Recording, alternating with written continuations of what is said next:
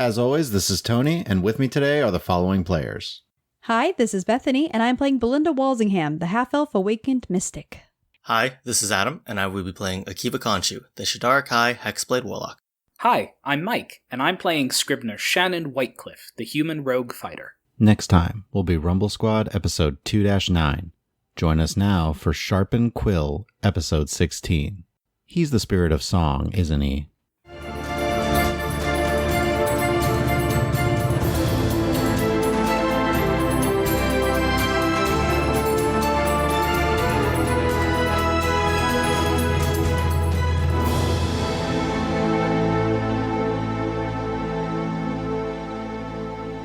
Last time, the party arrived in Helimion and met Ayward, a researcher who was looking into the disappearances of the gods. After a brief misunderstanding with some guards, where Akiva was mistaken for a local criminal, Belinda and Scriv began their research in earnest, as Akiva decided to explore the city. So, Belinda, Scriv, you guys are going to be looking over various tomes and texts for the next few hours. I would go explore the Opera House or something, because it seems like they're going to be here for a while. I think you were planning to go visit the House of Lights? Yes. Not to look for the spirit of song. No. You were going to go see about seeing Edwin? Yeah. Captain Gon's friend, who's the performer? Get some advice? Staring my eyes at you. Sure. When can we expect you back? Well, when do you guys think you'll be done with your research, probably? Let's plan to meet up for dinner. Ayward, where's a good place to eat around here? Food. Pretty good places. Lions, Ward, District. Where would we find you on an evening out with your friends? In here with my books. Ah, okay. Well, if you were going to go out for a celebration, where would you go?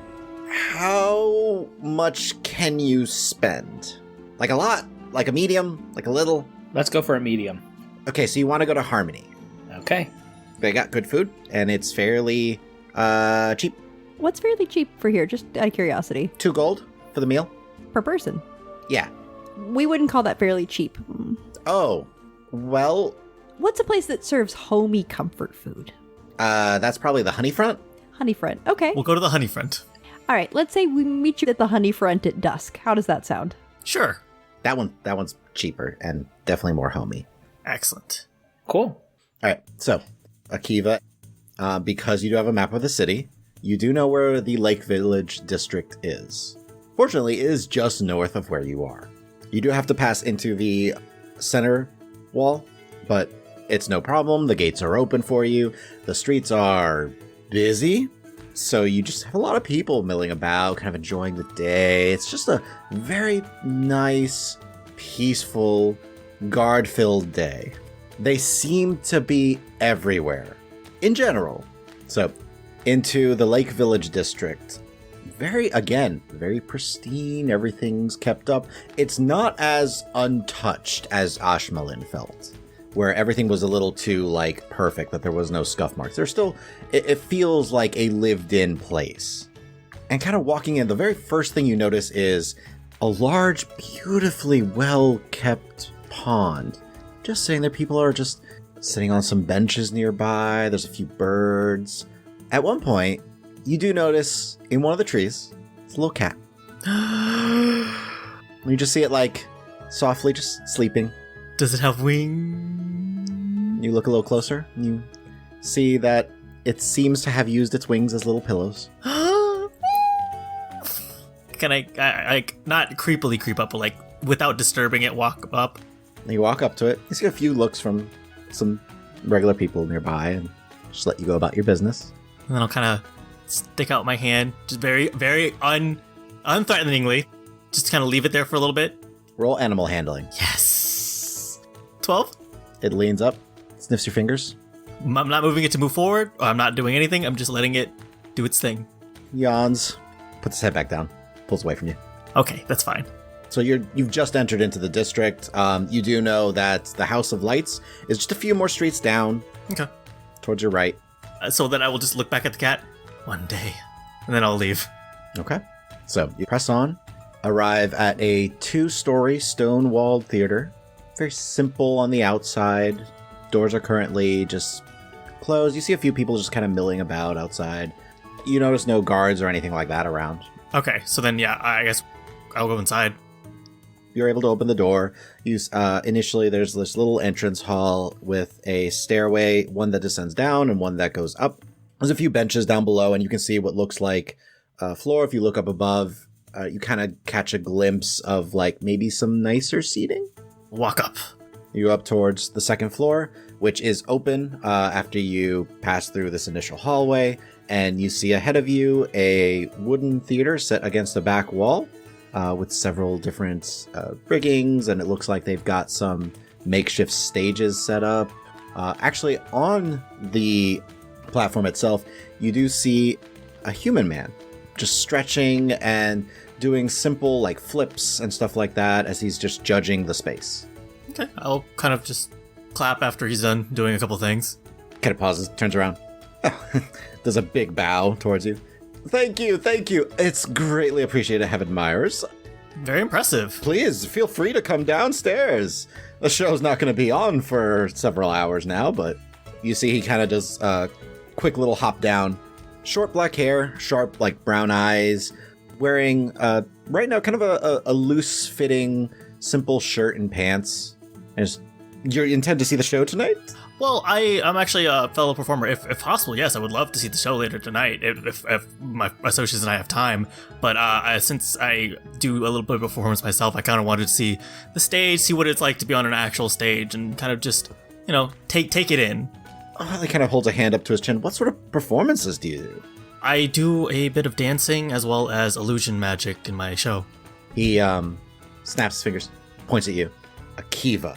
Yes? Sorry. Faerun mentioned you, that you might be stopping by. He came by earlier and talked to me. Adrian. Pleasure. Yeah, I wasn't sure if we were going to run into you here, but hey, it's a pleasure to meet you. Well, I have a show tonight. I have to practice. Just getting a feel for the stage and everything, Of course. With all the various acrobatics I perform, if you do your own dancing, you need to make sure to test the stage before you actually perform. Absolutely, yeah. I completely agree with that. I mean, all my stages are hand-built, so I have the most amount of practice as possible with those. But I did recently just get employed, so I have to go through all those motions myself eventually for the next time I make a performance. Well, and he kind of like hops up back and sits on the edge of the theater stage and then swings his legs over and holds a hand out. Hop on up, get a feel for it. Thank you. Everybody has their own skill sets. I try to entertain. I have my friend Faerun just taking people on adventures across the sky. Faerun's delightful to be around, actually. He is a character, to say the least. Yes, but honestly, I found the people that could be described as characters are generally the more enjoyable to be around. You're in the right business then, that's for sure. Yeah, it's never a dull moment, at least. So, standing up on the stage, you see a few of the, a scene of what looks like forest that's built into the back. You see another one that looks like a dungeon wall. They're kind of placed up against a far back wall of the stage. And he'll just, a stage like this, I mean, Solana really knows how to take care of its entertainers. But they have really neat little effects that they do on them, actually create sound for some. Some of them move on their own. You just need, the right stage hands to help you out and help the performances. Illusionists are fantastic with it here. Yeah, I've been having to do a lot of the sound effects and the effects myself, considering it's been a bit of a one-man show since I'm just getting started. So I understand that having somebody that can actually do that on the side so you can focus on the art bits would be very helpful. Oh my gosh, and programmed illusion. If you use your own spells and effects, that's the way to go. You set it up and it does it for you. Really? You just activate it and it goes. That way you can focus on everything you need to. Huh. It's a beautiful thing. Try and figure out how to do that one. If you can do that, you'll be set for life, my friend. Set, and he claps you on the shoulder, set for life. Thank you for the tip. Thank you very much, actually. Yeah, that's very helpful. Oh, it's great for someone like me. I tend to utilize various acrobatics and a few little, gravity-defying stunts when I can. But having all these music and effects behind me to highlight the performance, that's the way to go. While I would love to see a little taste of the show, I actually think I would want to see, because you're an artist too, you always want people to see the finished product before, not the bits and pieces before it's all done. So I'd love to see it tonight as like my first impression. Please stop on by. I collect donations at every point during the performance. Please feel free if you are so inclined, of course. Of course. Fellow artists has to stick together, right? We help each other out. Yeah. Right? Yes. How long have you been in the city? We just arrived here today, actually. Oh, so you haven't heard of... I can't pronounce the elven words really well. That spirit of song. We actually did. We were warned by the person that greeted us at the gate. So it must be a really big deal going around right now. Well, he, strikes every so often. It's completely random. But it has drawn a lot more people to the theater because they're always wondering, will tonight be the night? Will we get to see him again? He tends to put on his own show. Big, flashy performances, some illusion, some maybe a little dangerous for most of their liking, but exciting nonetheless.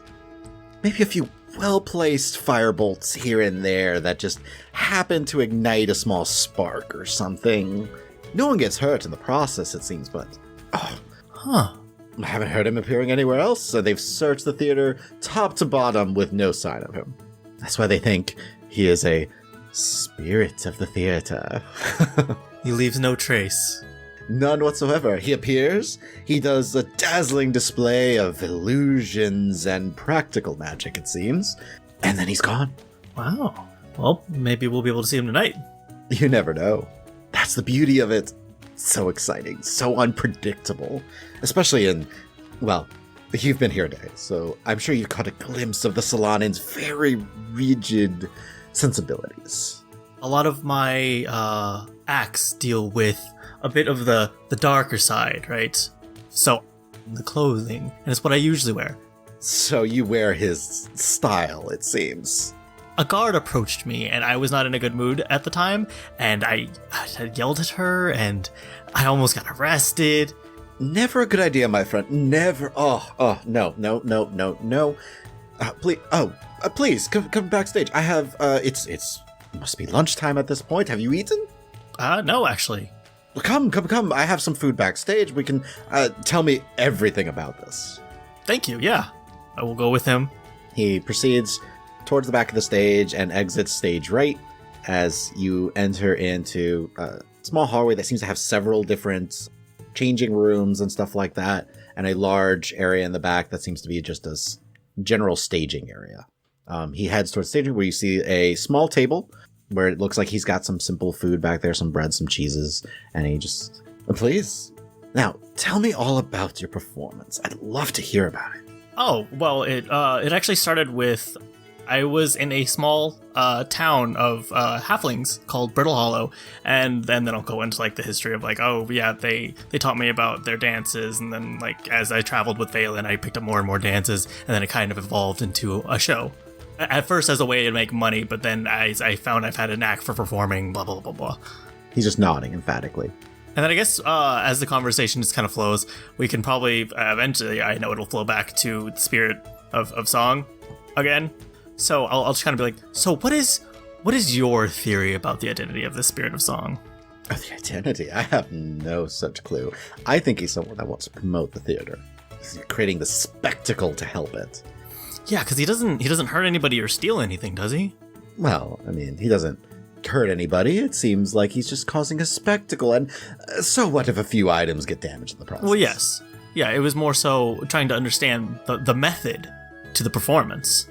The spectacle, the chaotic nature of it. Oh, so exciting. Have you ever witnessed him firsthand?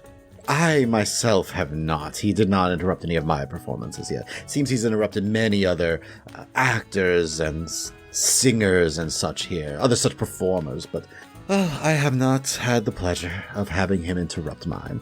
Well, maybe tonight is the night. Hey, you never know. I would love to see what he has planned next, something exciting. As a fellow performer, I was wondering if you had any tips for getting started, because I'm just starting out, so I have not as much experience as you in terms of the dealings. Well, the main thing probably is to have someone who has your back, your best interests at heart. If you can't make, strong connections, most people with performers will try to use you. I know that doesn't sound good. It's all very messy, but a lot of people will, you entertain, people enjoy your performances, they will give you coin, and if you make certain deals with certain people, they will have most of that coin for themselves. So just watch out for something like that. You want to make sure you have someone that has your back. I think I have some pretty good friends that can keep an eye out for that. I'm not the best with money. Oh, well, get someone to help you out. It makes all the difference. Someone you trust. And you've been an absolute pleasure to talk to and just been so welcoming. Honestly, it was not what I expected. Oh, I mean, you gotta help each other out. I'll be completely honest. I asked what you did to make sure you weren't stealing my show. No. Things are very competitive here. Really? All about perfection, and it's really hard for a human to get that sort of thing. I honestly believe in helping one another, since we are shared people in our craft, but no, I couldn't even imagine stealing someone else's creation and pondering it off as your own. All the time. It's a shame, really, but those of us who have friends in high places have ways of, getting by. But thank you again. I hope to be able to see your show tonight. Please come back. You never know. You might see the spirit of song. So as you are leaving theater, he just waves you off, and then he seems to be going back to practicing for his performance. So Belinda, you were trying to research on various things and theories as to how the gods could be harmed or potentially killed, based off of what Award had in his collection. A couple of points of interest that you found while researching.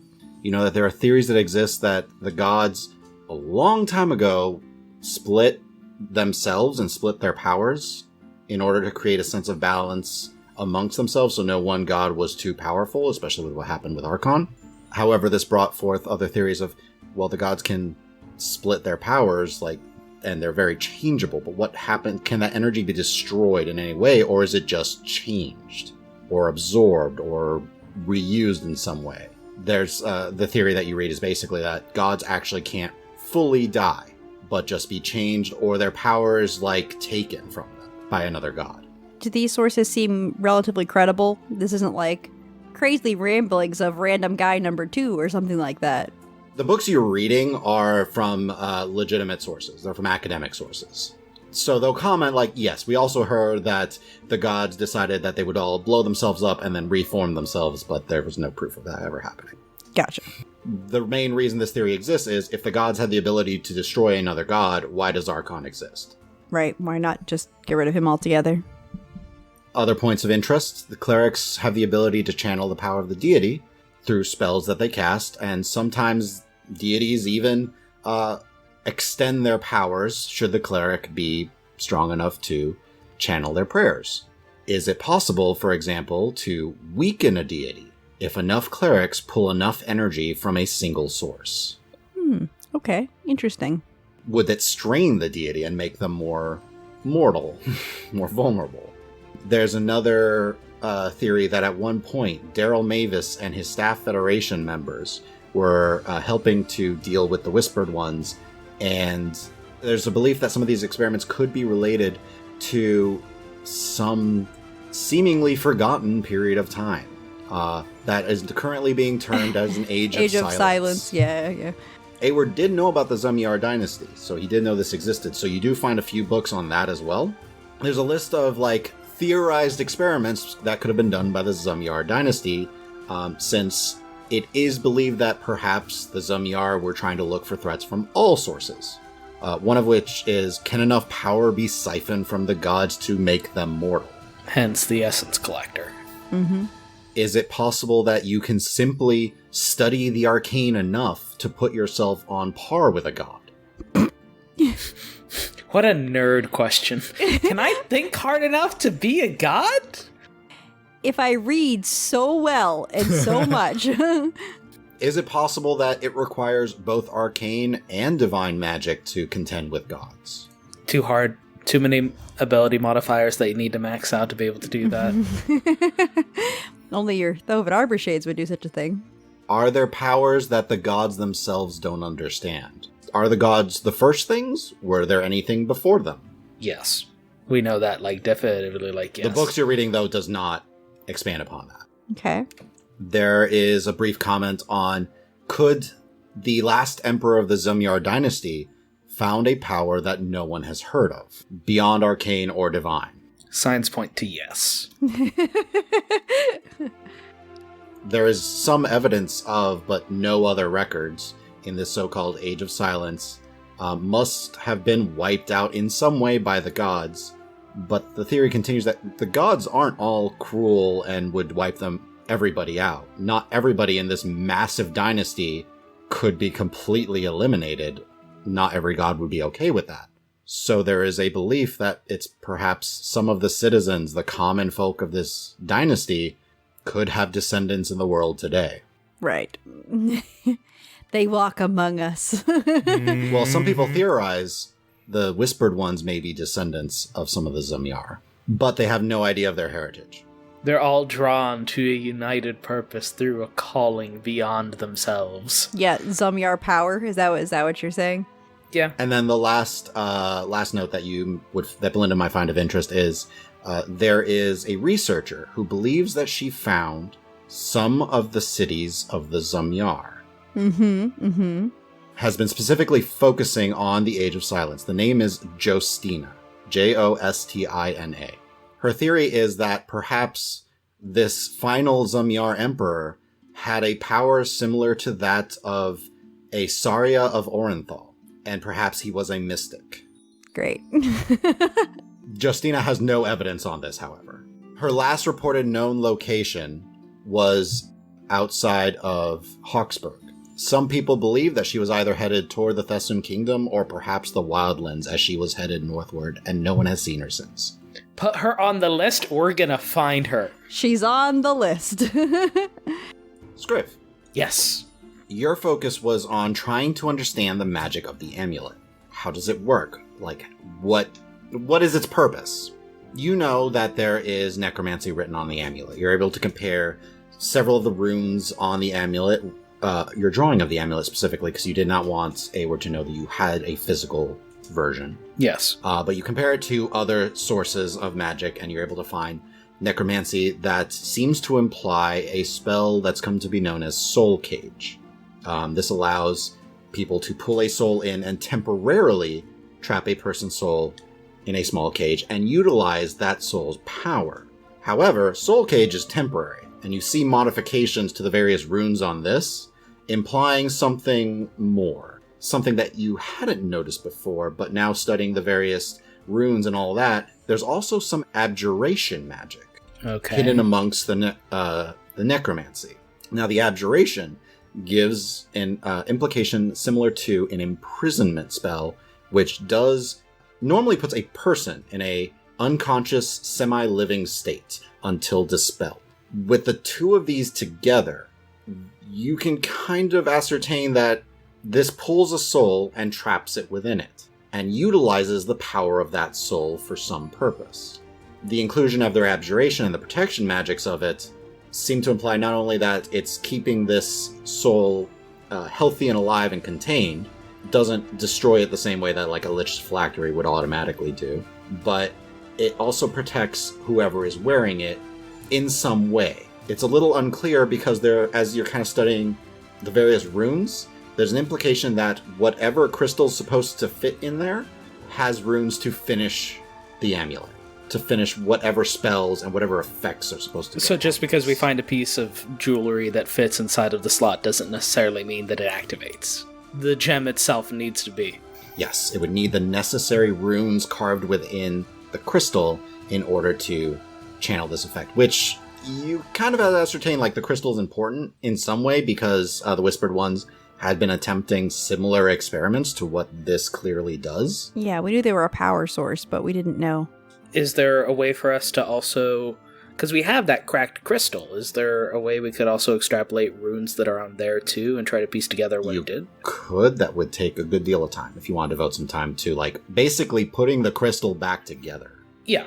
I would probably spend my nights doing that. I will say, there is certain implication that the amulet absorbs energy and redirects it. Or can redirect it, implying that, like, yes, the soul, it pulls in souls, but it can also redirect that powerful energy to whoever is wielding it. It's like a soul drain. The way the runes work also, it reminds you of certain spells that have, for example, suggestion can mess with a person's mind. But there's also mass suggestion, which is an enhancement in order to include more. The way you're studying these runes show that it doesn't hold one soul, and it's unclear how many it can hold. But there are certain runes that don't... Your understanding of magic only goes so far, and because it's incomplete, this can hold tens, perhaps hundreds of souls in it. And then redirect that energy for some purpose. For its wielder, for an unknown purpose. Because it seems the main point that you're missing on that is whatever runes go on the crystal, that could help complete the idea of what does it do. Yeah. And I would probably spend countless nights trying to piece together this gemstone. Since we actually have a work desk now where I could sit down and try and piece things together. So that is what you're able to learn from your various research. He would have given you your books back, but said, like, he's going to review his notes and cross-reference with other books that he has to see if he can give you any more information and if you can come back in the morning. So you guys would be headed to the honey front? Yep. It's shaped like a large honeycomb. Huh. It's the tourist How restaurant. ostentatious. Yep. I'm going to be standing outside, just kind of gaping at it for a little bit before they arrive. Do they have the menu posted outside the door? Yep. For supper today, it is a mixed grill of various vegetables, as well as some spinach, some beans, flatbread, and a custard. This seems like a themed restaurant where everything has honey in it. Does everything have honey in it? Maybe some honey marinade, a little bit of glaze honey on everything. Did we just get routed to the Rainforest Cafe? Essentially? It's a vegetarian, honey-themed restaurant. Yes. Very niche. Yes. Okay. No. We're going elsewhere. Why no? There's nothing wrong with it. It's the tourist restaurant. See, the problem is Adam is like, we're going to the Rainforest Cafe. Akiva's like, we're going to the Rainforest Cafe. Look at all the honey-themed stuff. Look how cute it is. Look at their little bee art. You're now going to have to pry him away. So we arrive. We see the honey restaurant. Akiva is outside. Guys. I'm pretty excited. Occasionally you see what looks like little bees like buzzing around, but they don't actually seem to interact with anything. Illusory bees. Yes. Wow. This place really does have it all. Scriv, you should love this. You love a tourist town. Guys, please. Yeah, okay. Seems interesting, at least. It's a lot. Guys, there's bees. We go in, and, maybe we'll feel more at home here. We did ask for something homey, and maybe this is a less popular restaurant with people that live here, and he thought that would be more comfortable for us. Is the inside just as bee-themed? Yes, 100%. They're not dressed as bees, are they? It's not like one of those ones where the people who serve you dress up in costume. Or is it? Oh, no. People float over to your table in illusory bee-esque attire. Okay. This is gonna be quite the experience. Yeah, I mean, the food's good, simple, homey. Most of it's pretty sweet. Yes. They do seem to put honey in everything. Yeah. Akiva's gonna have a sugar crash. Oh boy. And then, how nice of a place do you want to stay for the... Not too nice. It probably costs like 100 gold a night or something. If this is the homey, like, tourist dinner, it costs us a gold each. The cheapest place is the Topaz Flail, which is 1 gold per person, or you can double up on a room for 1 gold, 5 silver. I was going to mention to the party over dinner, I was interested in maybe seeing the show at the Light Palace of Lights theater place. The Light Palace is the off-brand. The House of Lights? House of Lights? Yeah, I suppose we have time. Is it expensive? I didn't ask. Wait, how long were you there? A while. That's okay. I did meet Edwin, though. Very nice. Oh. actually gave me a tip on something I might want to look up for my illusions to help out with my show. We can talk more about it in the morning. I think we're both a little tired. There's a lot. Yeah. That's a lot of history to pour through. I mean, hey, you can relax at the show. I'm hearing it's, at least from Edwin, of course, that it'll be good. I've been hearing from the performer that it's very good. I would hope so. I would hope he thinks his show is good. So he seems at the very least very skilled. You walked in on him? Yeah, it was an open theater. He wasn't offended. Well, yeah, I guess we'll be good to go. We have seen horrible entertainment, so if it's even passable, that would be wonderful. Yeah, I was hoping to maybe actually see something that isn't the giddy jogger troll. Yeah, we've actually only taken you to shows ironically, which is probably a bit difficult considering you're a performer. So the only metric I really have to compare against is Canathar's performances, and they're very good, but it's one performance. And not your style. Yes. It sounds like you would use some illusion magic. Yeah, illusion and acrobatics. Okay. It's got to be a lively act then. And did you catch any hints of the mysterious spirit of song? What? No. Why do you say it like that? Was that disappointment, or...? He shared with us some rumors. Just more talk of the town about him. Oh, okay. So you didn't, meet him or something? No. Well, must just be a performer, then. It's possible, yeah. Yes, he's definitely just a performer. The mysterious criminal who, poof, vanishes after committing No, crimes. I was talking about Adwin. Oh, sure. I mean, I don't know any reason to think otherwise. I don't know. I guess... Is it weird that my standards have just been raised after dealing with the Sky Sailors? We have been operating at a 10 lately, so I get the reasoning. Yeah. I guess it's just nice to hear about someone that's exactly what they appear to be. That's refreshing for a change. I mean, for all intents and purposes, as far as I can tell, yeah. He's not the spirit of song, right? I don't think so. I didn't pick that up from him. Okay. And with my 300 years of experience, I've gotten really good at reading people. It's not like he happens to have been in the same places at the same time. He's a local, right? Yes. Well, no. No? He's human, so I wouldn't imagine he is a local. I didn't go into his life story, unfortunately. I'm no longer relieved. He did have a respect for the spirit of song. Mm-hmm. He's the spirit of song, isn't he? He's performing at the theater where the spirit of song is often seen. Yes. Interesting. It's probably a coincidence. Probably a coincidence. And he doesn't perform there all the time. It's just at intervals, right? Yes, correct. Intervals that are interspersed with performances by the spirit of song. Yes. And they're not both seen there at the same time. No. Okay, then.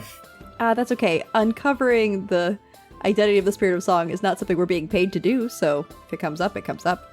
Which, knowing our luck, it will. Well, apparently we're going to the theater to see the show. Do we know when the last time he struck was? It's been a while, right? It's been a bit. Okay. Perhaps he's providing a distraction for other things that might be happening that we don't know about, because it sounds very distracting and dramatic for no reason except art. He's bringing people to the theater. No. I knew someone that did art to attract attention, and this is not that. Oh, no. And that also turned out horribly. Wait, Yes. do you mean people can use performances as a distraction for things? I would never do Never that. do that. That would be a terrible thing. Man, You should that would take never me do by that. surprise. You should boy. never do that.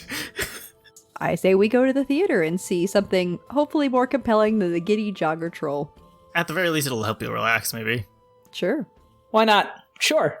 I could use for a change of pace. And that is where we're going to leave this episode for today. Thank you all for listening. Please share this with your friends and follow us on Twitter at RulesAsWritten or check out our website, dndraw.com. And feel free to email any questions to the DM at dm@dndraw.com. Also, subscribe and leave us a review or comment anywhere podcasts are found. And please check out our Patreon at patreon.com/dndraw. And remember, always make good decisions.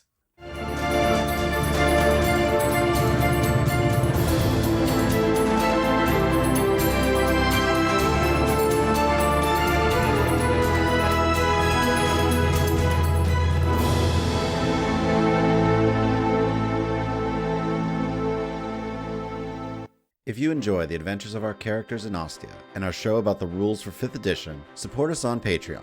For just $1 a month, you will get exclusive content and updates. If you're interested in a look behind the curtain of how we keep track of all of our quests, we are going to be releasing our players' to-do list document for each session to all patrons going forward. This includes our plans for which characters need to have a heart-to-heart, what letters are they writing to family at home, and which NPCs can't be trusted. Beyond that, higher tiers get DM's notes, bloopers from our episodes, and to add an item or NPC to a D&D Raw episode. So we want to give a special shout out to our adventure tier and above patrons. So thank you Waldron, Carol Morris, William McCracken, Ryan Rhea Vermette, Mike C., Naked and Afraid, Feral Joe, Jeremy Kleinons, and a Linux fan.